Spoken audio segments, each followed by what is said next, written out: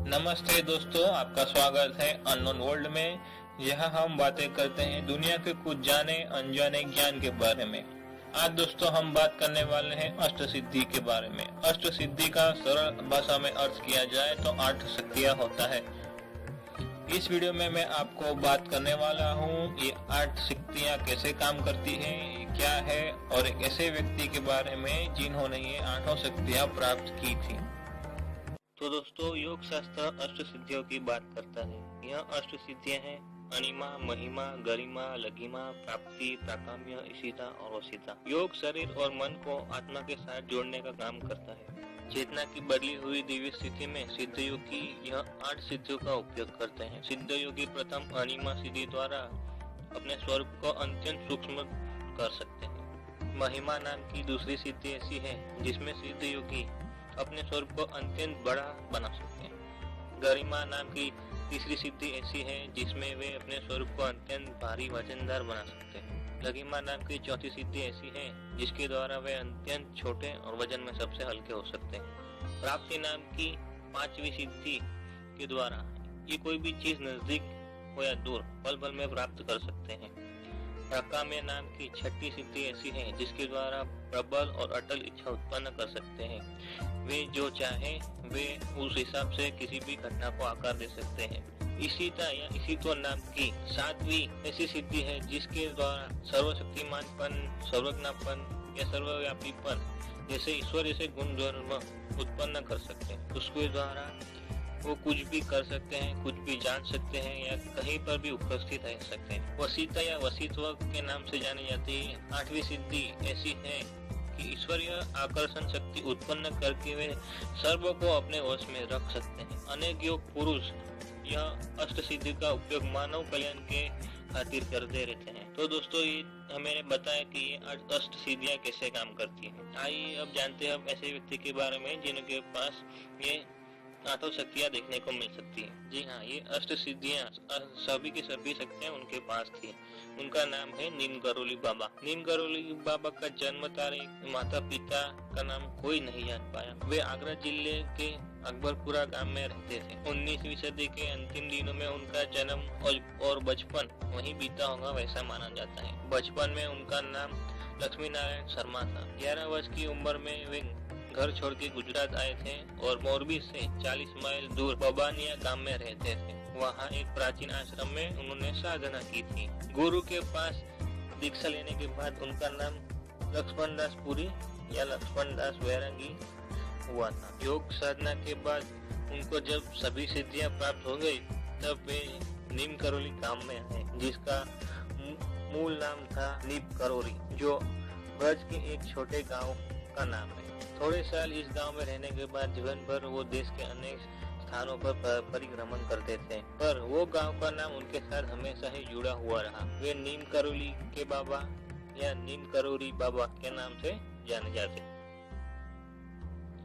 उस समय के उत्तर प्रदेश के राज्यपाल वीवी गिरी, राज्यपाल राजा भद्री, केरल के राज्यपाल भगवान सहाय, उपराष्ट्रपति गोपाल स्वरूप पाठक, गुलजारीलाल नंदा, भारत के वड़ा प्रधान लाल बहादुर शास्त्री, राजनेता जगन्नाथ प्रसाद रावत, प्रसिद्ध उद्योगपति जुगल किशोर बिरला, गुजराती साहित्यकार कन्हैयालाल मानेकलाल मुंशी जैसे अनेक महानुभाव उनके दर्शन करने आते और उनकी योग शक्ति को देखकर प्रभावित होते।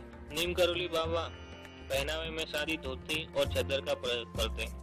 एक बार उन्हें कोई अनजान प्रदेश के पुलिस ने संदिग्ध युवक की समझ की धारा 109 के तहत पकड़कर जेल में डाल दिया। वो थाने का इंचार्ज इंस्पेक्टर नासिर अली रात को 11 बजे बाहर से आया और कैद हुए बाबा पे एक नजर रखे और चला गया। दूसरे दिन जब वह ड्यूटी पर आया तो रात को ड्यूटी पर तैनात कर्मचारी कहने लगे कि कल रात को तो चमत्कार हो गया। आपके जाने के बाद यह बाबा कैद खाने में ताला होने के बावजूद वो बाहर आ गए। हमने जब उन्हें अंदर जाने को कहा तो वो अंदर चले गए। कितनी बार वो ताला अपने आप खुल जाता और वे बाहर आ जाते। यहाँ कोई महान योगी है, ये जानकर नासिर अली ने उनसे माफी मांगी और उन्हें जाने दिया।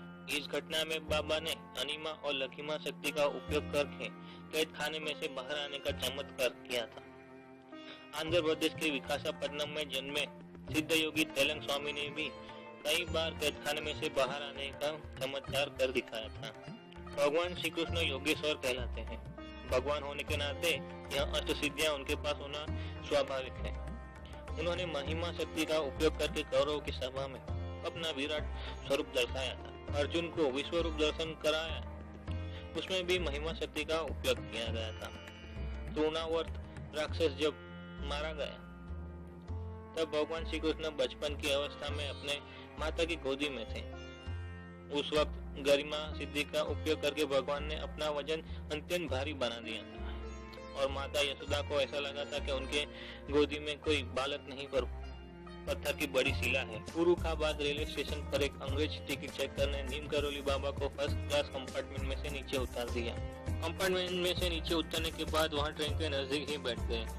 उन्होंने गरिमा और प्राकाम्य सिद्धि का उपयोग करके गाड़ी को आगे नहीं जाने दिया। 2 घंटे बाद उनसे क्षमा मांगकर उनको पहले की जगह पर वापस बिठा दिया गया। उन्होंने अपनी सिद्धि वापस लेते हुए गाड़ी को हाथ मारते हुए कहा, चल अभी चालू हो जा, और गाड़ी चालू हो गई। कैची में नीम करोली बाबा का आश्रम था। कहीं पर भी आना जाना हो तो एक मोटर कार रखी हुई थी। कार का ड्राइवर का नाम हबीबुल्ला खान था। एक रात को उन्हें नींद में से जगाते हुए बाबा ने कहा, चल अल्मोड़ा जाना है।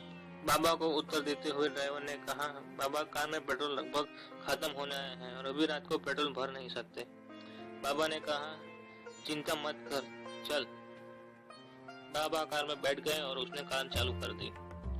मात्र 4-5 किलोमीटर दूर पहुंचे होंगे और उनका पेट्रोल खाली हो जाने के कारण गाड़ी बंद हो गई। बाबा ने ड्राइवर को कहा, यहीं कहीं कोई झरना बहता है, उसे ढूंढ और वहां से 3 कैन जितना पानी लेके आ और पेट्रोल की टंकी में डाल दे। ड्राइवर ने बाबा का आदेश मानते हुए वैसा ही किया। गाड़ी स्टार्ट हो गई और चलने भी लगी। ऐसे पानी में से पेट्रोल बनाने की और जो चाहे वो प्राप्त करने की प्राप्त नाम की सिद्धि का उपयोग किया था, ऐसा कहलाता है। ईस्वी सन 1950 में हल्द्वानी में बाबा पूर्णचंद्र जोशी नाम के एक भक्त के घर रुके थे। अचानक उन्होंने पानी लाओ ऐसा कहा। उनको पानी दिया गया। उन्होंने पानी पिया और उनकी आंखों में से आंसू बहने लगे। सबने पूछा, बाबा क्या हुआ, आप क्यों रो रहे हो?